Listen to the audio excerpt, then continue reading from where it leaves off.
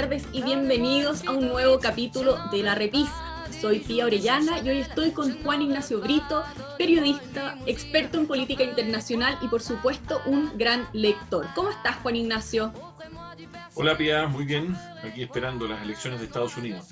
Así es, pues esta semana te quise pedir justamente que nos recomendaras solo libros que nos permitan entender el Estados Unidos actual. Bueno, una tarea que no es nada fácil porque, como todos sabemos, en Estados Unidos se publican muchos libros todos los años, entonces en realidad que tuviste una difícil misión, ¿o no? Cuéntanos, ¿qué nos trajiste hoy? Bien, tengo tres tipos de libros. Unos son de historia de Estados Unidos, quizás para entender al país en su dimensión histórica. Otros, un par de libros de literatura relativamente actual, uno más que otro. Y otros libros sobre actualidad o tendencias actuales en Estados Unidos. Así que quizás si partimos por la historia. Perfecto. Bien, vamos a ir de atrás para adelante por fecha de publicación, ¿no es cierto? Entonces, quizás la historia de Estados Unidos que a mí más me gusta es una trilogía que escribió un autor que se llama Daniel Boorstin, que ya está muerto. Él escribió una trilogía, se llama la trilogía de la experiencia, porque cada título, cada libro él le pone un nombre distinto, ¿no es cierto? La experiencia colonial, la experiencia nacional y la experiencia democrática.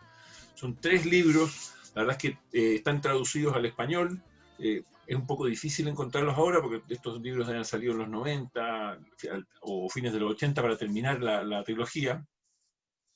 Pero la verdad es que ofrecen un panorama muy bueno y Boorstin además escribe de una manera muy bonita, es un escritor muy interesante y muy inteligente, además porque no solo entrega los datos, sino que los va interpretando de una manera muy atractiva. Así que lo recomiendo mucho.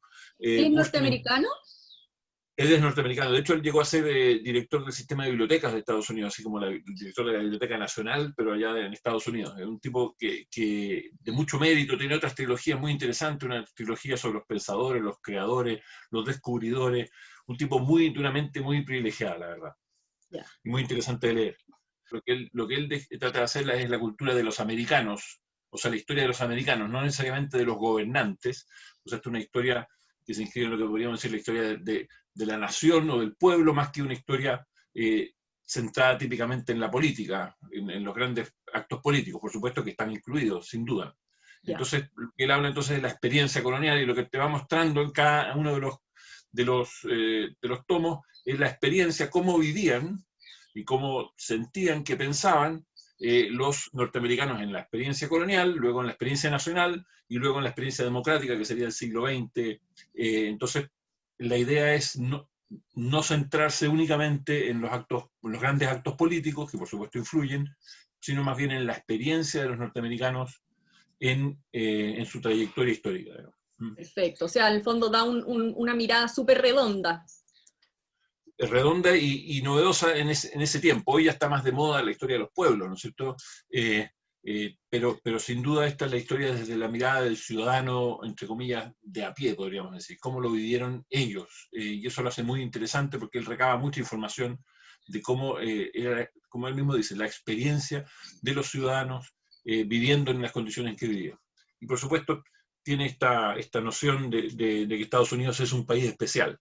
Quizás quien la desarrolla más todavía es Paul Johnson, es el segundo libro que quiero recomendar, ¿no es cierto? Paul Johnson escribió, yo diría que en los 90, en la década de los 90, un libro que se llama Estados Unidos, la historia. Paul Johnson es un historiador británico, ¿no es cierto? Pero es un gran admirador de Estados Unidos, y él parte diciendo, bueno, Estados Unidos es un país especial. La verdad que la historia de Estados Unidos es una historia singular dentro de la historia de las naciones, porque Estados Unidos es un país que se siente con una misión. Y él desarrolla esa idea, ¿no es cierto? ¿Cuál es la misión de Estados Unidos? Cómo Estados Unidos ha ido desarrollando esa misión, que es una misión basada, como en todos los países, en un mito nacional, ¿no es cierto? Ese mito nacional de que los norteamericanos se sienten la tierra de la oportunidad, el país donde las cosas pueden pasar, el país donde cada uno se inventa a sí mismo, donde todos pueden partir desde cero, donde todos son iguales, por lo menos en el punto de partida, etc. Entonces, esa noción en la desarrolla. Esta es una historia mucho más política, más convencional en ese aspecto, ¿no es cierto? Ahora, perdona, estos dos libros, bueno, el de Johnson es el que yo conozco, son unos buenos libros, digamos. ¿Qué Bueno, la dirías historia de tú? un país no se condensa en 100 páginas, ¿no es cierto? Claro, pero en el fondo, ¿cómo recomiendas leerlo tú? Como para no asustar a nuestro público, que cuando vaya a ver Paul Johnson va a ver así el libro. Ahora, por eso no es tan grande el libro, debe tener, o sea, no es un libro corto, pero no debe tener ni 500 páginas, creo yo. O sea, para la historia de un país es un libro no tan largo, incluso ni siquiera 400 quizás. Lo estoy mirando aquí, no sé, déjame ver cuántas páginas tiene, pero no es, no, perdón, estoy mal, no tiene 700 y tantas páginas, 800 páginas. Entonces, bueno, sí, ¿qué recomiendo? Naturalmente hay momentos que son más fulgurantes que otros en la historia de los países. Quizás el momento fundacional en Estados Unidos es muy importante, la independencia, la llegada de los primeros peregrinos desde Gran Bretaña en el siglo XVII, quizás un momento decisivo, porque ahí se crea el mito de partir de Estados Unidos, de un país especial. Los peregrinos que llegan, los colonos que llegan a Estados Unidos en primer lugar, a la costa oriental, perdón, de Estados Unidos, son conocidos como los peregrinos, y eso ya te da una idea de la dimensión cuasi religiosa que se entregan a sí mismos. No son colonos, son peregrinos. Van en busca de crear una nueva Jerusalén, eso es su propia definición. Entonces quizás ese minuto es un momento importante. Por supuesto, fines del siglo XIX, que es cuando Estados Unidos estalla y explota como una gran potencia a nivel mundial, y donde se desarrolla el capitalismo norteamericano y las grandes empresas, etc. Y la épica de las guerras, sin duda también, las dos grandes guerras. La guerra civil es otro momento clave en Estados Unidos. Hay momentos que uno puede ir buscando para, para, para elegir, si es que no quiere leerlo entero. A pesar de que yo recomiendo leerlo de principio a fin y tomarse el tiempo. No digo que haya que leer todo lo que estoy recomendando, pero hay libros, estos libros son libros bien interesantes para entender Estados Unidos. Y tengo uno más de historia, que este es más corto, eso sí. Es un libro que salió el año pasado, que se llama, está en inglés solamente, de Wilfred Maclay, que se llama La Tierra de la Esperanza, Land of Hope, una invitación a la gran historia americana, así se llama este libro, y que trata de revalidar una mirada optimista de la trayectoria norteamericana, porque lo que hemos visto en el último tiempo es que ha surgido una visión, una mirada revisionista muy crítica, ¿no es cierto? Se habla del pecado original, existe incluso, impulsado por el New York Times, un proyecto que se llama el Proyecto 1619, que lo que quiere es señalar que en esa fecha llegan los primeros esclavos a Estados Unidos, que ese es el verdadero momento fundacional de Estados Unidos, y no 1622, que es cuando llega el Mayflower con los peregrinos a Massachusetts, ¿no es cierto? Que es lo que tradicionalmente se entiende como el momento fundacional de la colonia en Estados Unidos. Entonces, este libro de Maclay lo que trata es de reivindicar esa historia y tratar de contarnos la historia de una manera no tan autoflagelante como la que han venido desarrollándose en el último tiempo. Perfecto. Así que hay tres opciones de la historia de Estados Unidos que me parecen interesantes de Súper revisar. entretenido. Muy bien. Ahora, ¿qué otra cosa nos traes? Otra Bien, forma de mirarlo. A ver. ahora sobre cuestiones más actuales, ¿no es cierto? Hay un libro que salió hace bastante poco que se llama, de un periodista que se llama Christopher Caldwell, y el libro se llama The Age of Entitlement, que podríamos traducir como la era de los derechos, o de la sensación de que la gente tiene derechos a muchas cosas. Sí.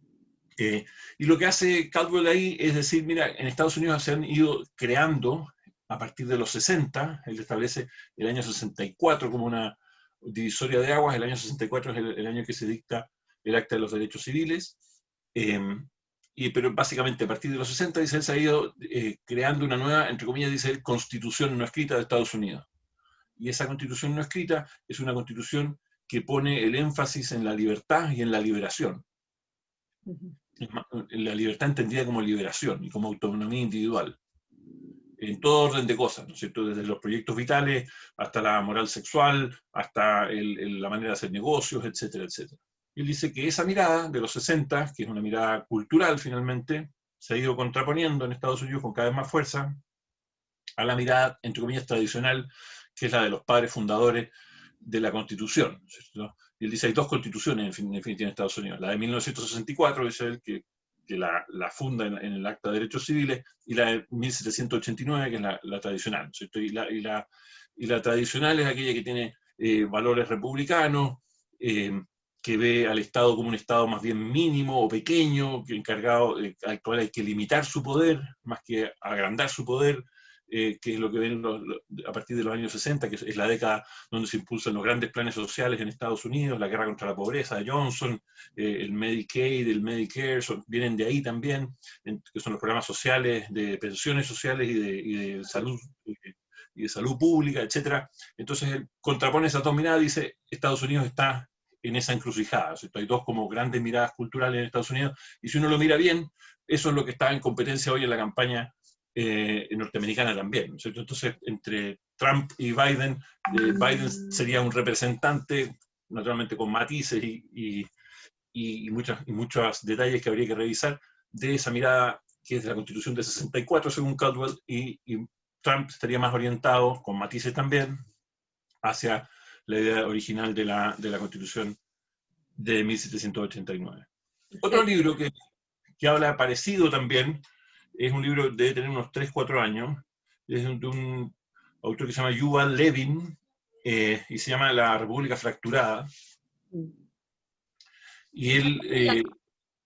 ¿Ah? ¿Está en castellano?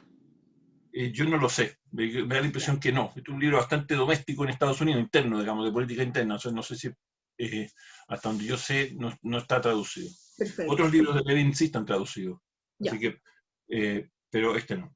Y él lo que dice aquí es que Estados Unidos se ha ido dividiendo la misma tesis, pero su tesis es que la división es entre un individualismo radical y una mirada más colectiva, más solidaria de lo que es la nación norteamericana. Y de nuevo establece estos vínculos y dice lo que tenemos que lograr es un nuevo pacto social. Estados Unidos tiene que lograr un nuevo pacto social, de lo contrario estas dos visiones van a ir divergiendo de manera muy radical. ¿Ya?